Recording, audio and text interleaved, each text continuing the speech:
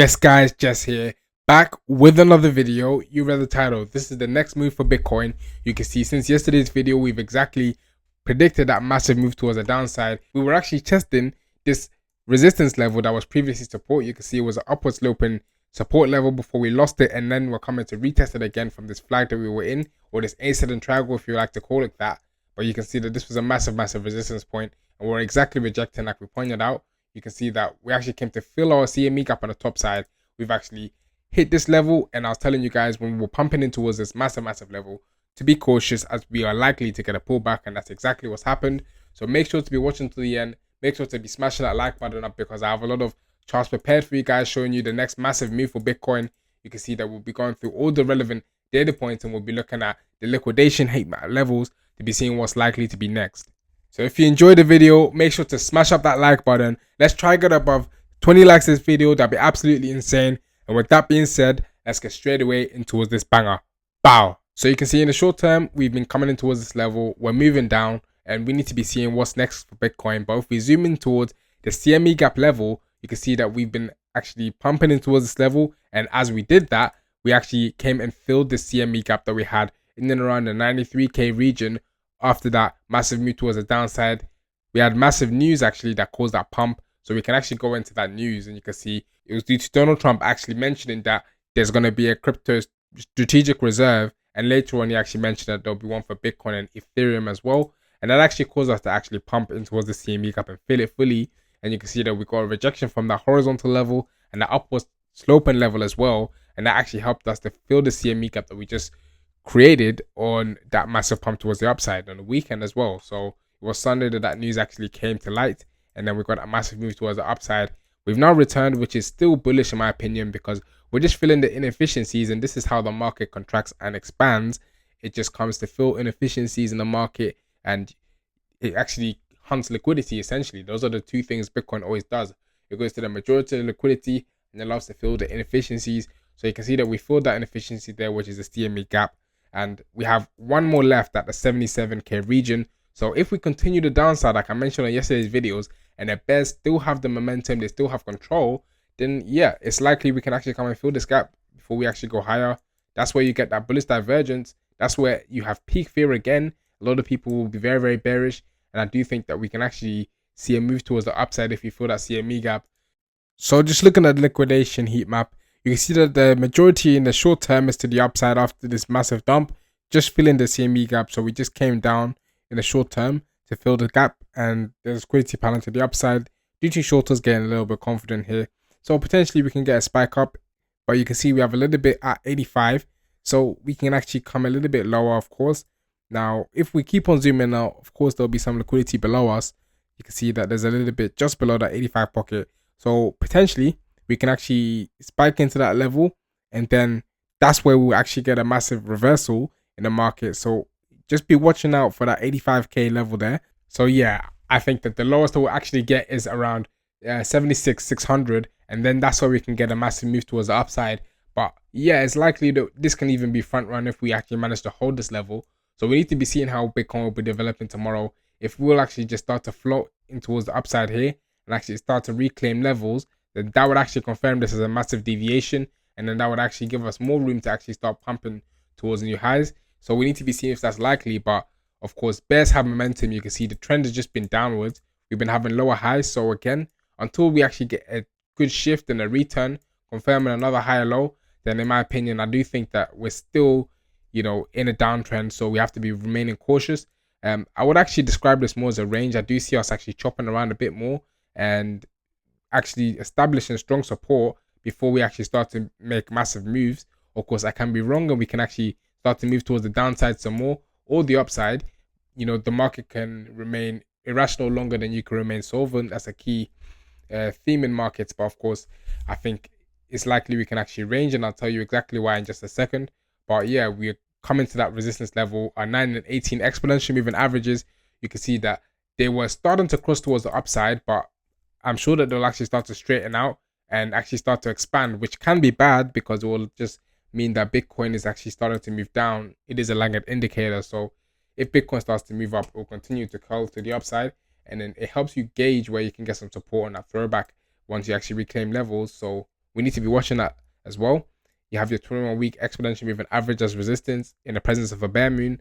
So in my opinion, I do think that you can at least have a chop in and around this level here. So, range highs to your range lows again, and then continue to chop before we actually build momentum and a solid base before we can actually start to target higher levels.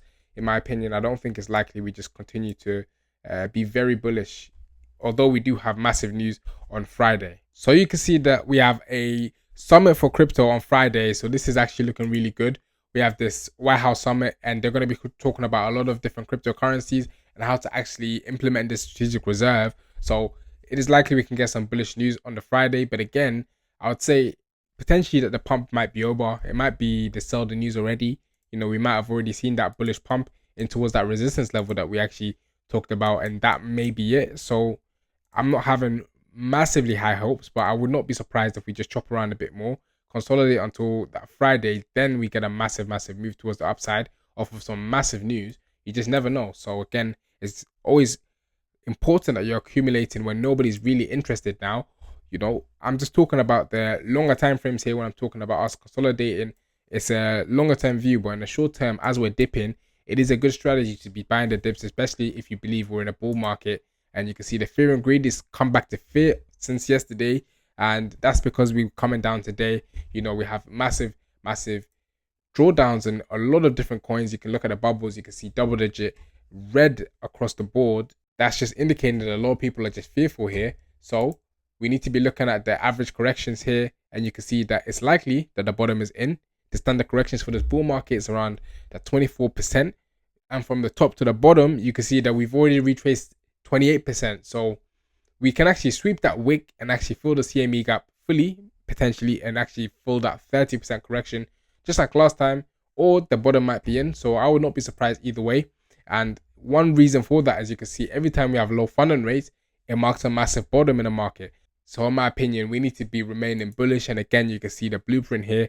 Typically, you have this fractal playing out where you have massive news that causes price to break out of the range, and then we form a bottom before a next leg to the upside.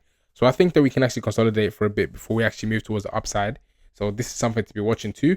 And you can see this is typical. We always have a range, we come down, a liquidity grab before we actually reverse to the upside. So in my opinion, I think that, yeah, we can actually see move towards the upside if we can actually reclaim our range lows in the interim short term. And again, we've actually broken out of this bullish megaphone pattern and retested it perfectly, which just indicates that once we do leave this range, it's going to be up only. So in my opinion, we have a crypto president for the USA that's actually massively bullish for Bitcoin. So I'm raising my targets because I genuinely believe that this cycle, we're going to be seeing astronomical gains. We just need to have the macro picture looking good because we have a lot of news, for example, the tariffs, and that's just causing the dollar to actually weaken in the background.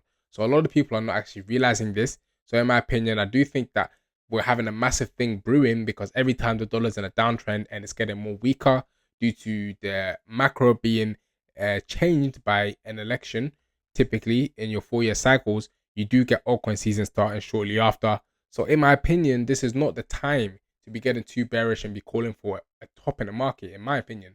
So yeah, if you do agree with that and you want to be taking some trades and actually position yourself and accumulating, make sure to be checking that first link down below. Now, this first link down below is going to take you to HyroTrader. HyroTrader is a crypto prop firm where you get to trade up to $100,000 in your Bybit account, given that you pass the challenge. So I think this is one of the best ways to be avoiding liquidation and all these different things and be just catching shorter time frame trades as well in the market. So you don't have to wait a whole cycle to be making some good profits. So you have to be looking at these options and different ways to be taking advantage of these crypto moves up or down. Like I was telling you guys, we were banging into those resistance. You could have easily taken some shorts and made some money there. So I think HyroTrader is a great option.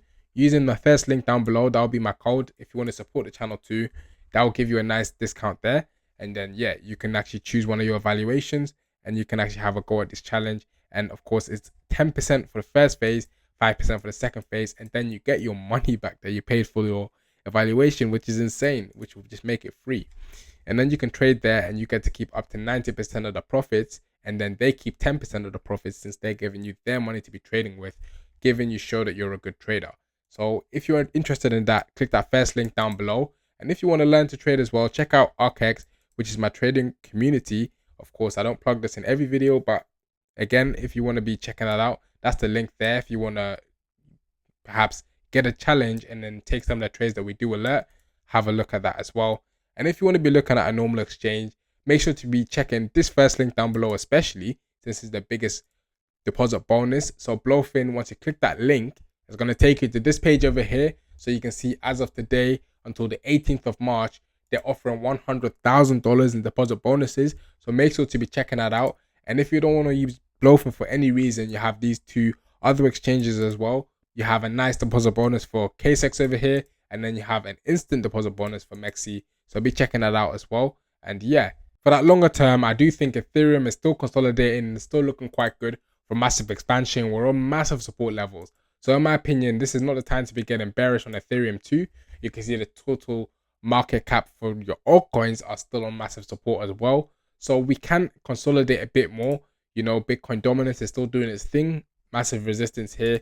And we're actually retesting the support. So we actually can have room towards the downside very, very soon. And once the tide turns and we actually switch direction and start moving downwards, you're going to be seeing a massive change in the dynamic of the market. It won't just be Bitcoin rallying to the upside. It's going to be your altcoins rallying a lot harder when Bitcoin starts to pump. So just be keeping your finger on the pulse for the next few months, I think, and you're going to be getting a massive move towards the upside. But yeah, I'm going to end it off here. That'll be it from me. Make sure to be following me on Twitter to be staying up with all the different updates that I do put on here. And yeah, I'll be seeing you guys in the next one. Have a blessed rest of your day. Peace, guys. See ya. Bye-bye.